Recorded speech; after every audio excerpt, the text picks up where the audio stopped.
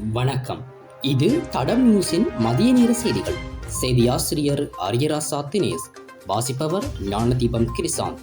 முதலில் தலைப்புச் செய்திகள். பொதுமக்களுக்கு வளிமண்டலவியல் திணைக்களத்தின் அறிவிப்பு. போதைக்கு அடிமையான போலீசாரை பதவி நீக்கம் செய்ய நடவடிக்கை. மனுஷ நாணயக்கார நிதி குற்றவியல் விசாரணை பிரிவில் முன்னிலை. சிக்கலை தீர்க்க தவறிய இலங்கை உலக இணங்காத பட்டியலில் சேர்ப்பு. பேலியகொடையில் கூரிய ஆயுதத்தால் தாக்கப்பட்டு ஒருவர் உயிரிழப்பு. உலக பாரம்பரிய தலங்கள் பட்டியல் தேயிலை நிலப்பரப்புக்கு யுனெஸ்கோ அங்கீகாரம். அஞ்சல் ஊழியர்களின் பணிப்புறக்கணிப்பு 19 கோரிக்கைகளுடன் இன்றும் தொடரும். இனி தொடர்பான விரிவான செய்திகள். மேல் சப்ரகமுவ மாகாணங்களிலும் கண்டி, நுவரெலியா, காலி மற்றும் மாத்தறை மாவட்டங்களிலும் இடைக்கிடையே மழை பெய்யக்கூடிய சாத்தியம் காணப்படுவதாக வளிமண்டலவியல் திணைக்களம் எதிர்ப்பு கூறியுள்ளது. குறித்த விடயத்தை வளிமண்டலவியல் திணைக்களம் இன்று வெளியிட்டுள்ள அறிக்கையில் தெரிவிக்கப்பட்டுள்ளது.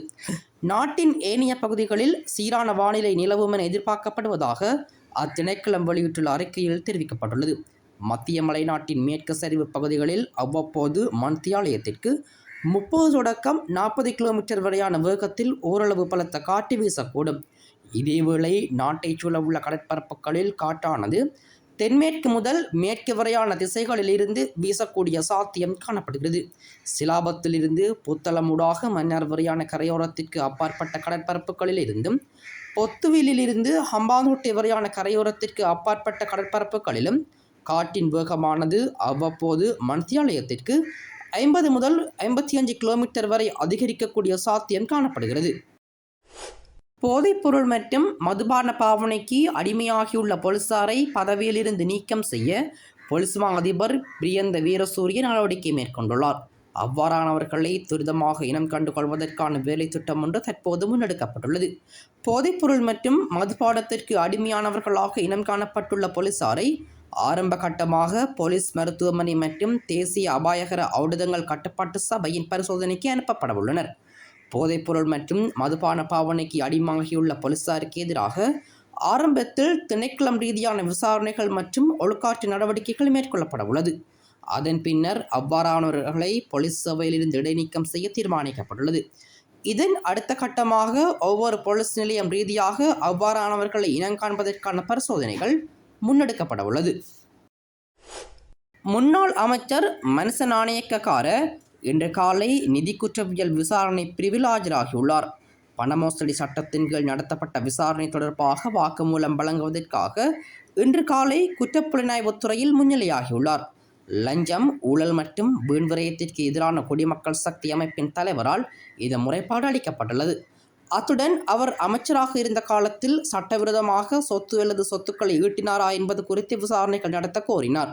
இந்நிலையில் இன்று வாக்குமூலம் அளிப்பதற்காக குறித்த பிரிவில் முன்னிலையாகியுள்ளமை குறிப்பிடத்தக்கது.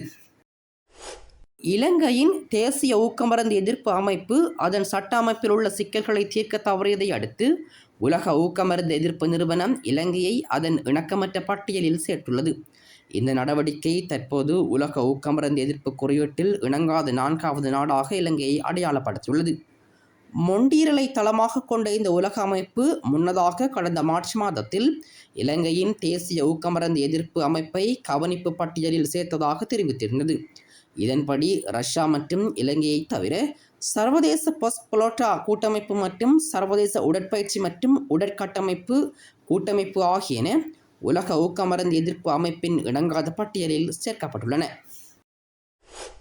பேலியகொட வெதமுள்ள பகுதியில் கூரிய ஆயுதத்தை பயன்படுத்தி ஒருவர் தாக்கப்பட்டு கொலை செய்யப்பட்டுள்ளதாக போலீசார் தெரிவித்தனர். நேற்று மாலை பேலியகொடை போலீஸ் நிலையத்திற்கு கிடைத்த முறைப்பாட்டின் அடிப்படையில் இது தொடர்பான விசாரணைகள் ஆரம்பிக்கப்பட்டுள்ளன. உயிரிழந்துள்ளவர் பெதமுள்ள பகுதியைச் சேர்ந்த 46 வயதுடையவர் என அடையாளம் காணப்பட்டுள்ளார். இறந்தவருக்கும் மற்றொரு நபருக்கும் இடையே ஏற்பட்ட வாக்குவாதத்தை தொடர்ந்து இந்த கொலை நடந்துள்ளதாக ஆரம்ப கட்ட விசாரணைகளில் தெரிய வருகிறது. எவ்வாறாயினும் குற்றம் தொடர்புடைய சந்தேக நபரை கைது செய்ய பேலியகொடை போலீசார் மேலதிக விசாரணைகளை மேற்கொண்டு வருகின்றனர்.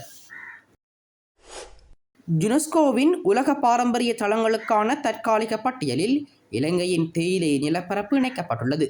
மத்திய கலாச்சார நிதியம் முன்வைத்த பரிந்துரைக்கு அமைய யுனெஸ்கோ இதற்கு அங்கீகாரம் வழங்கப்பட்டுள்ளது.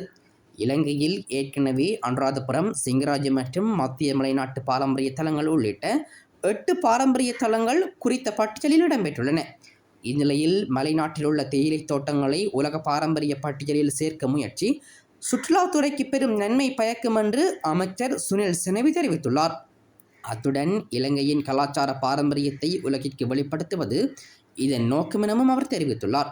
இதேவேளை இந்த பரிந்துரையானது நுரெலியா, கண்டி, சப்ரகமுவ, உவா மற்றும் சப்ரகமுவ பல்கலைக்கழகம் ஆகிய பகுதிகளை உள்ளடக்கியது எனவும் இது ஏனைய யுனெஸ்கோ தளங்களிலிருந்து வேறுபட்டது எனவும் பேராசிரியர் அதுல ஞானப்ப தெரிவித்துள்ளார்.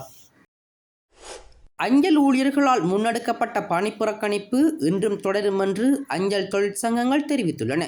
19 கோரிக்கைகளை முன்வைத்து அஞ்சல் தொழிற்சங்கங்கள் கடந்த 17ஆம் தேதி தொடர்ச்சியான பணிப்புறக்கணிப்பில் ஈடுபட்டுள்ளன.